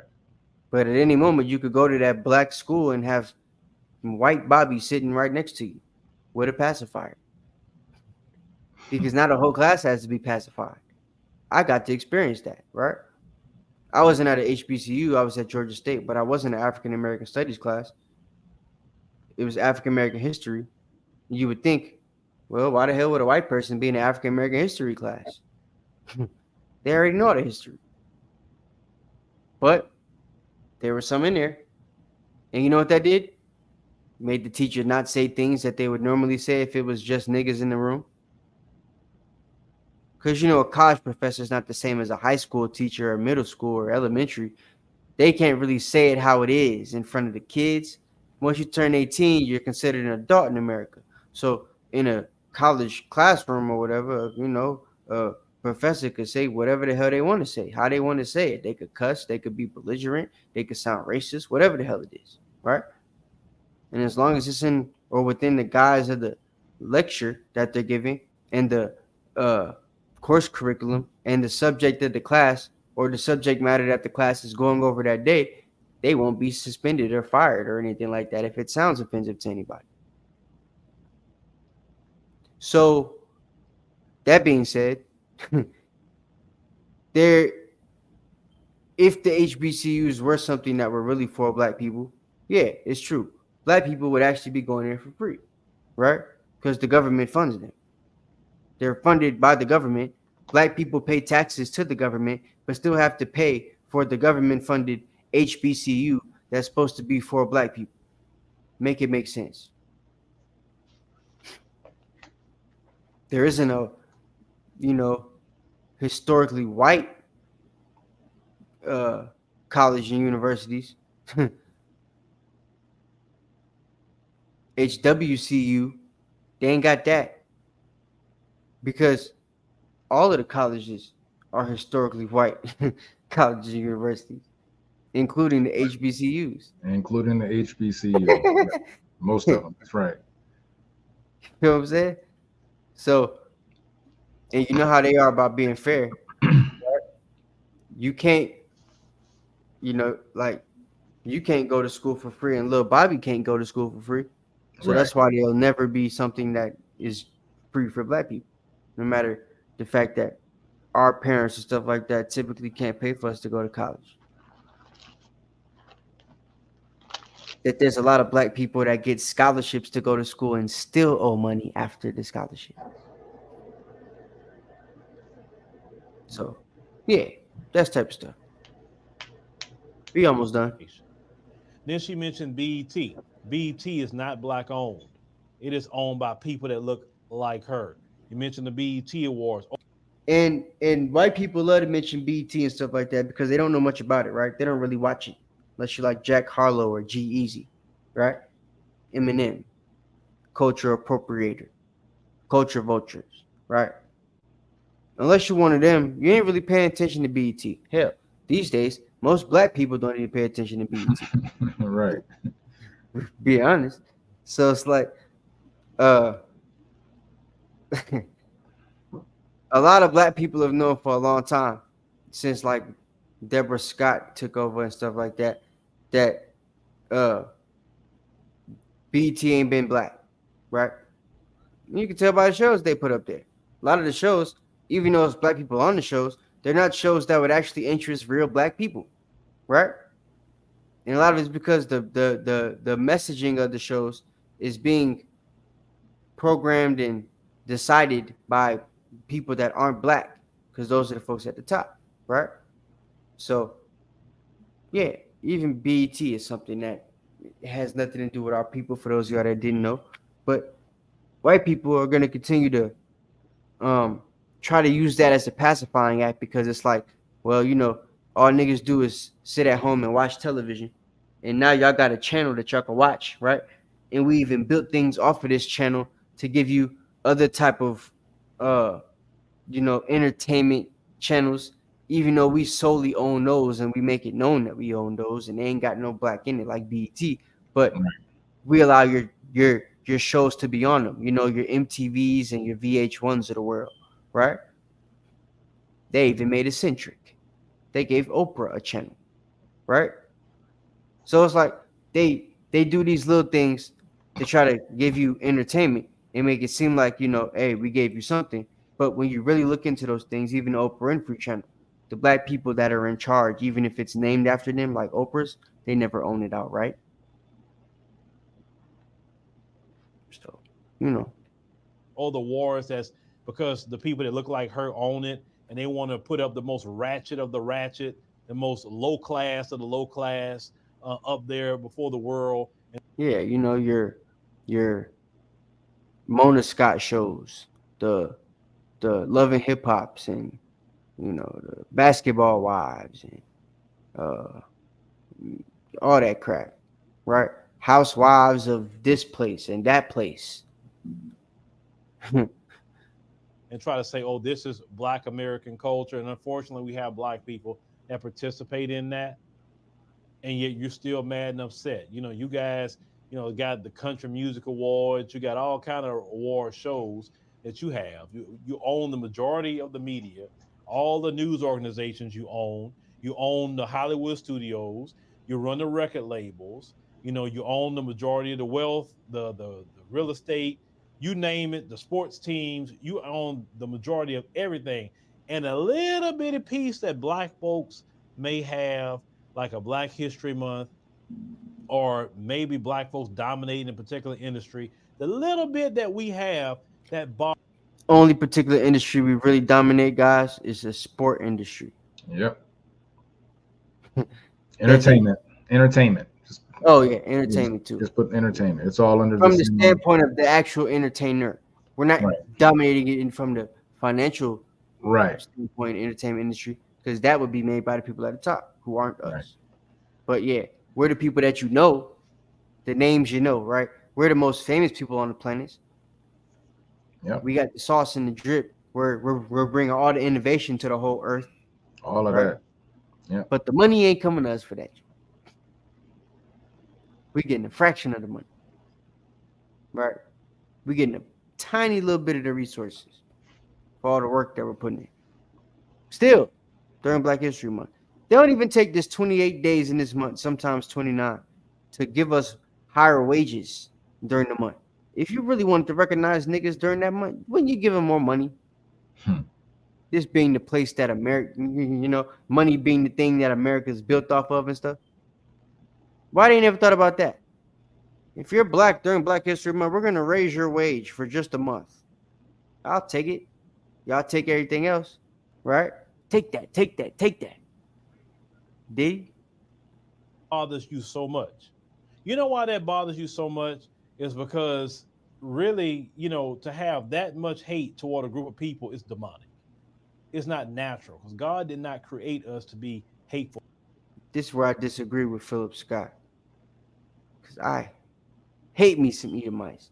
And guess what? The Bible says God does too. Am I right?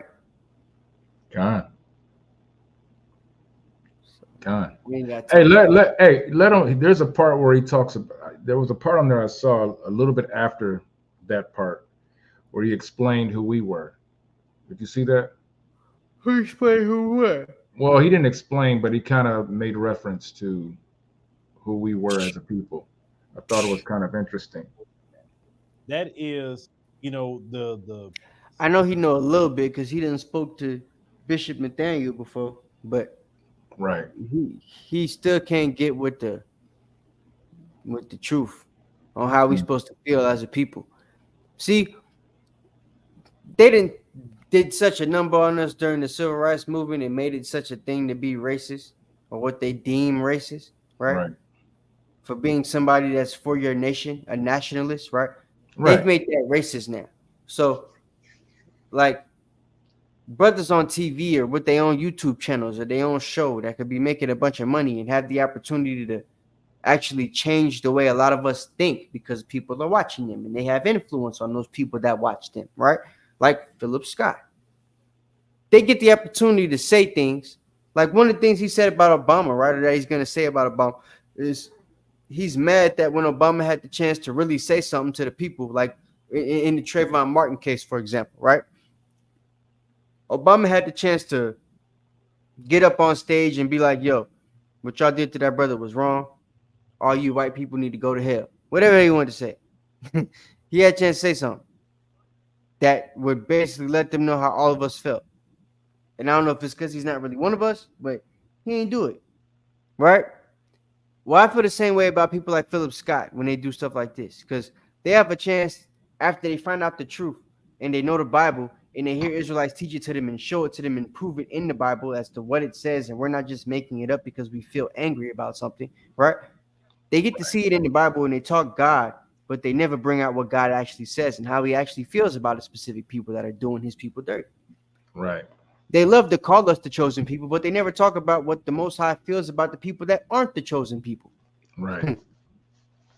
That's what I don't like about Philip Scott and people like him that know the truth, but don't actually say the truth the way it should be said. That's my problem. But I'll continue. Satan that's in you that's reacting that way to God's children. But see, this is the thing. You're acting that way to God's children. The Satan that's in you that's reacting that way to God's children. But see, this is the thing. So he knows that the Edomite woman has Satan in her, and that the black people that she's acting that way towards are God's children, right? Your days are coming, and as your days are coming, is that you're going to lament and say, I remember the day that we owned everything and that we controlled everything. He knows their days are coming, and he knows that they're going to go into a period of lamentation over their goods, right? Gonna give them all to us. Yeah. Right. Exactly that. Right. As they're handing over the treasure chest, they're gonna be crying like a baby. Right. He knows this. Christianity don't teach it, so he had to learn it from an Israelite that went on his show. Absolutely. Or whose show he went on. He had to learn it from an Israelite that he spoke to on air on more than one occasion. Yeah, but he doesn't give any credit to the Israelites. And he's not going to tell it like it is for real. What were you about to say? No, I was saying he actually did an interview with, like you said, with Deacon. He also did an interview with Zabat. Damn. Yeah. Damn. So he knows. You know. Damn. Philip, I'm disappointed. And I remember we had it so good. Now look at us now. And that's exactly what's going to end up happening. You're at the end of your reign. So he knows there's a reign that they're at the end of. He knows Esau is the end of the world and Jacob is the beginning of the one that follow it. But he thinks there's no hate that's supposed to come out of that transition of the earth. Switching hands. How does the power switch? Has power ever changed hands from dynasty to dynasty, from kingdom to kingdom, without there being some type of war? Right. Yeah, just hey, it's your turn to take over now. Go ahead, take everything I got. Yeah, just take it. No, it don't. It don't work that way. Here, my wife. Yeah, she's pretty. Hell yeah. Mm-hmm. Don't work that way. What? The Kings ain't Will Smith and Right. Jada. These is real kings and queens and presidents and rulers.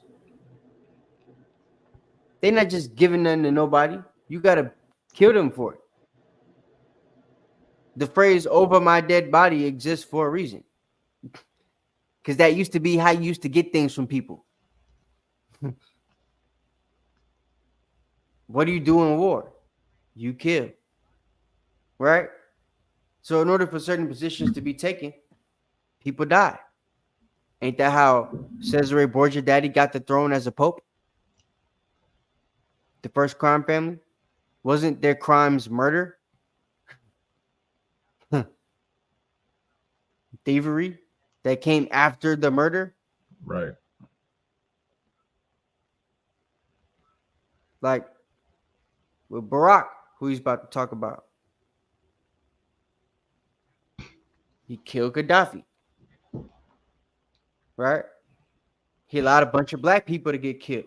More Negroes got killed on television than any other president on the planet while the so-called black man was president. They've had TVs for a long time.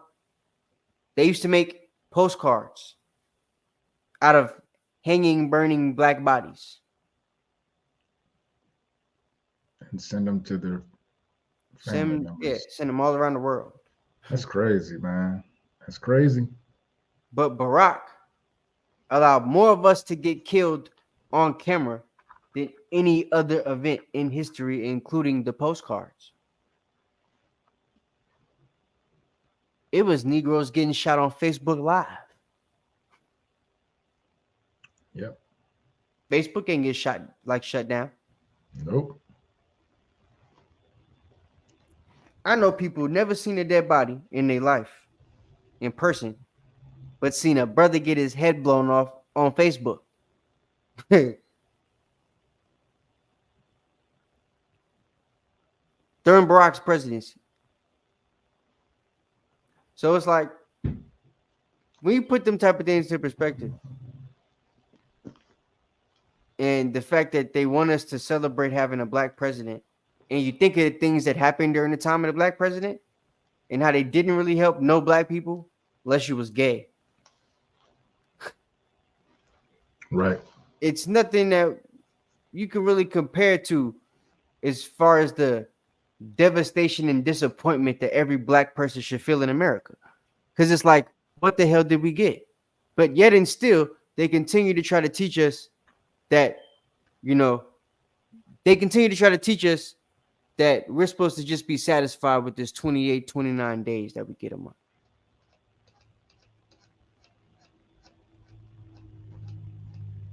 Yeah. He need to stand on it. That's all I'm saying, y'all know. Know what I mean? I know he's a good brother and everything, but I know that he know things and he can say things more blunt than what he said. He ain't gonna lose no followers. Especially if he kept all his subscribers and stuff like that, keep his views up, and he didn't had all them Israelites that knock named on his show before. That means his people locked in. They're not going nowhere. They probably agreed with what was said. So why, once you see you have an audience that agrees with what you say, you're on your own YouTube platform. You're not on a CNN or an MSNBC or a Fox News or something ran by an Edomite. You got your own production. But you still won't tell it like it is. During Black History Month. That's the problem I have with a lot of our people. I know the truth. Mm-hmm. You know what I'm saying? But I don't really got nothing else as far as the video.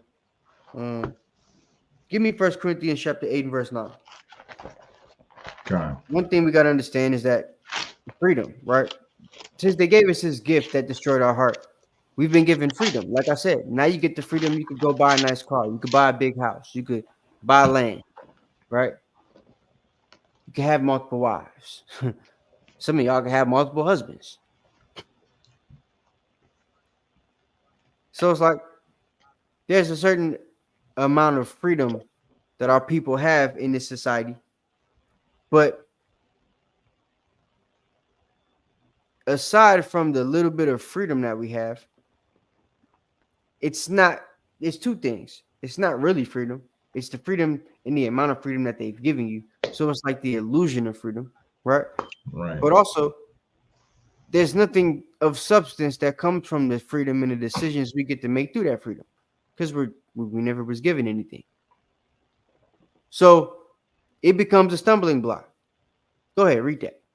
Con, this is the book of 1 Corinthians, chapter 8, and verse 9. But take heed lest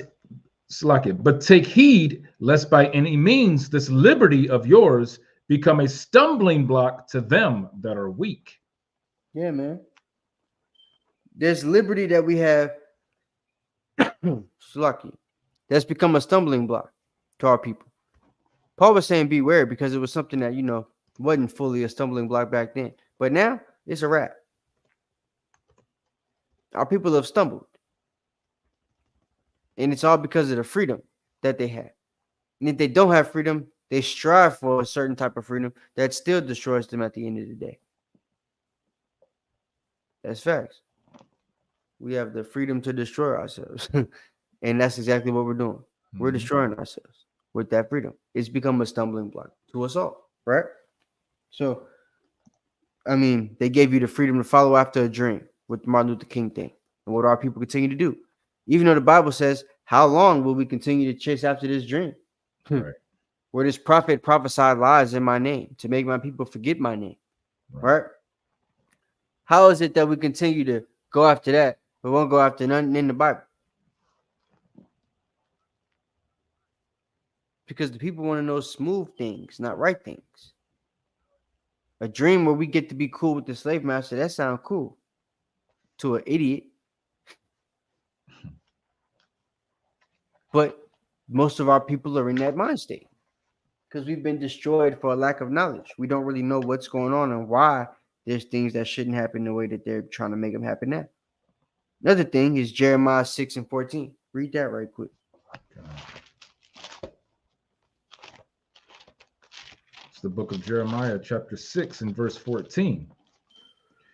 They have healed also the hurt of the daughter of my people slightly, saying, peace, peace, when there is no peace. Yeah, they've healed the hurt of the people by saying peace, but there is no peace. They teach peace in school. They teach you slavery and then want to teach you something good, like Martin Luther King, to make you not mad about it no more. All these things are taught in the sequence that they're taught because it's to teach you peace at the end of the day. They give you a little bit of the truth in the part that can make you mad, and then the next day they're teaching you something that's supposed to not make you mad at all. And you're doing the assignment with the white kids in the classroom to make sure that everybody can feel each other's soul and anger and help each other heal. Right? That's how they do it. So, it's to chant peace. It's to make you feel the illusion of peace. But the Bible tells you the truth, right? Let God be true and every man a lie. There is no peace. And that's what we have to understand. Though hand join in hand, the wicked will not be unpunished. Proverbs 11:21. So we got to understand that, man. And if you continue to be around them, Isaiah 13:15, you will be thrust through. Because when it comes time, we're not going to be playing no games. And I mean, I got a lot of precepts I could bring out, but I'm not going to. Main thing I want y'all to understand is that the Bible is giving us a way of life, right? A way we should live.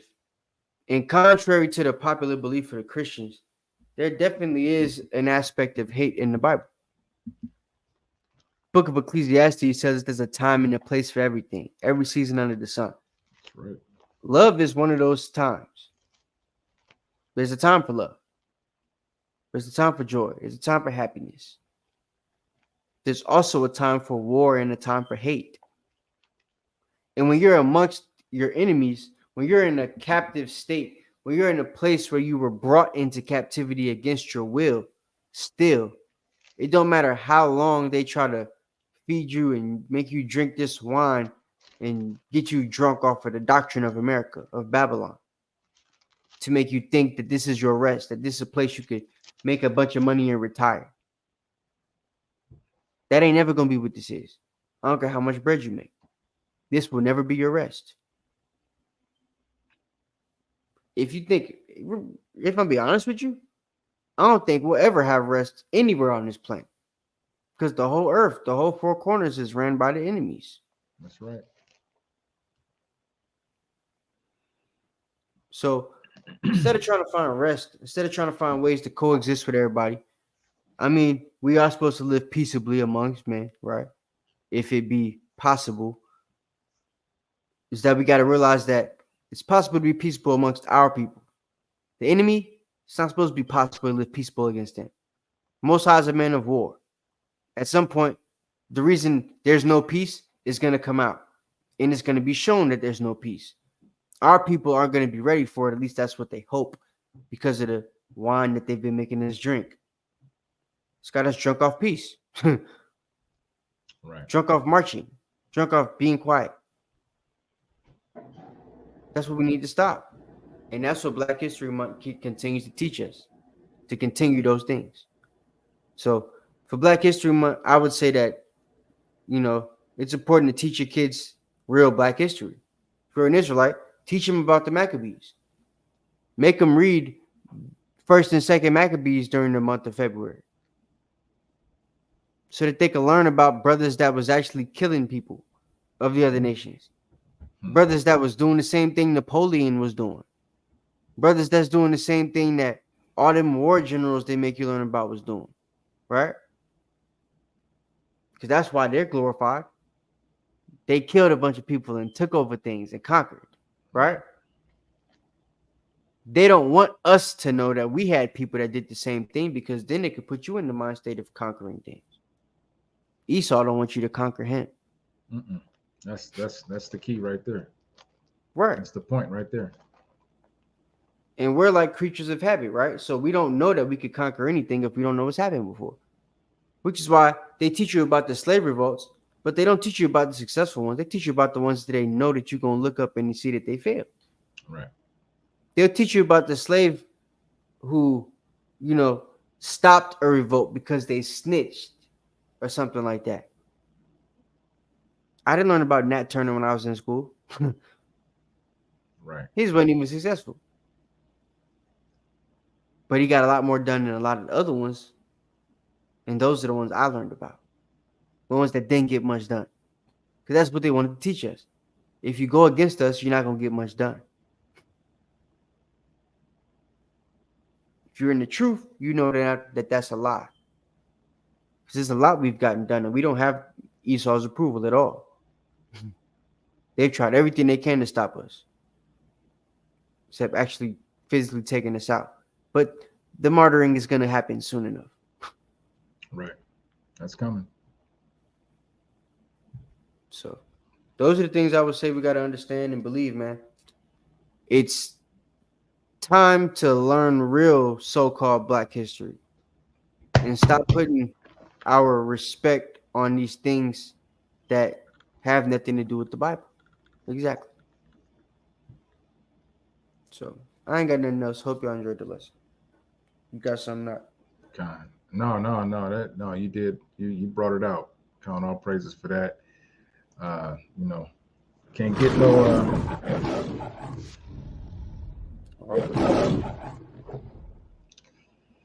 you know, we've been dealing with Black history, I know, since I was somewhat in school.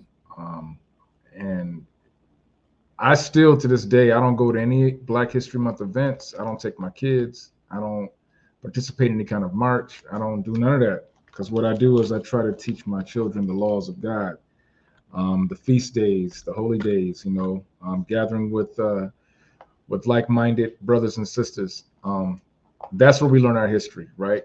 We got to study to show ourselves approved, so we can rightly divide this word of truth, right? So that's what our black, that's, I didn't say black, but that's what our history is. Our history is this word of God. So I hope everyone was edified with that. Like we said, we weren't going to keep the class too long. Well, actually, we're almost 2 hours in, but we're going to go ahead and end it a little bit shortly for you. But before we go ahead and head out, of course, I want to bring up an event that we have coming up. I know everyone's excited for it.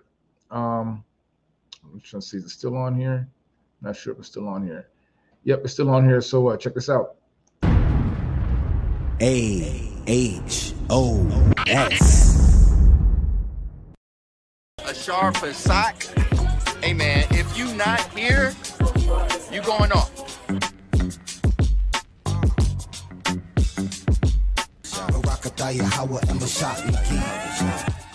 Save the date.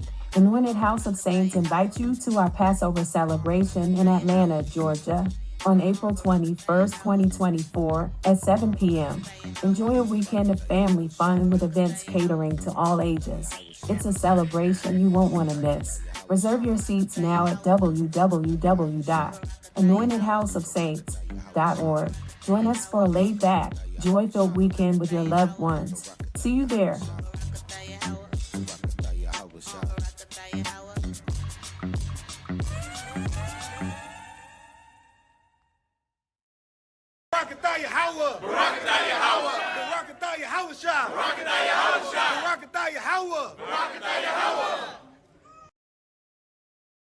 All praises, Barakatah Yahweh, Barakatah Yahweh Shai.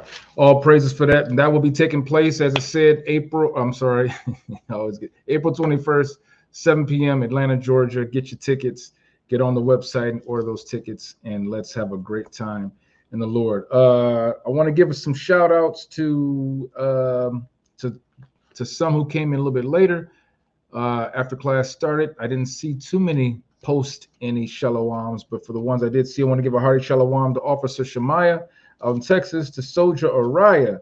Also give a hearty shalawam to the mighty soldier Chaziah. That's my guy right there. That's my brother. Shalawam to you, brother. Also want to give a reminder to everyone, please attend our classes, right? We have classes Monday, as you know, Milk Mondays, also through the week. We have on Wednesdays, we have our Wild Out Wednesday with Captain Yahweh. Thursday night, live with Captain Yonatan, who goes over our Torah portion lessons. Friday, we have our Friday night prayer and Bible study. And at the bottom of the ticker, you can see there's the number and the code number that you can call Friday night. That starts at 9 p.m. And then, of course, we have our Sabbath morning brew with Captain Aharon and the rest of the brothers every Saturday at 11 a.m. sharp. So I want to give all praises for the class tonight. Hope everyone again was edified. But with that, we're going to go ahead and get Daniel 7. Let me go ahead and pull it up real quick.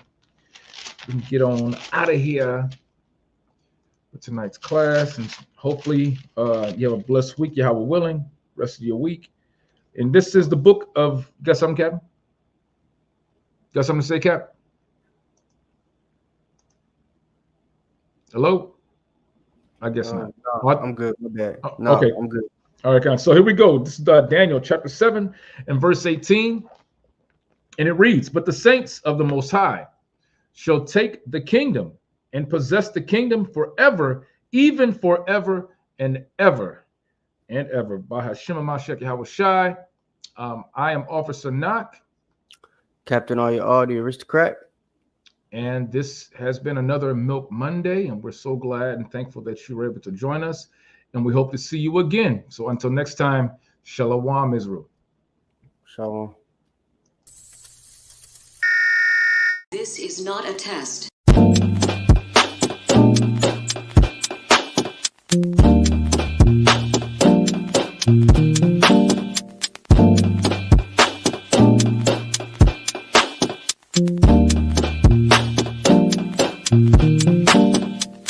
Black skin, black sauce, black Jesus, black music, black skin, black sauce, black Jesus, black music, black skin, black sauce, black Jesus, black music, black skin, black sauce, black Jesus, black music, black music, black music, black music, black music.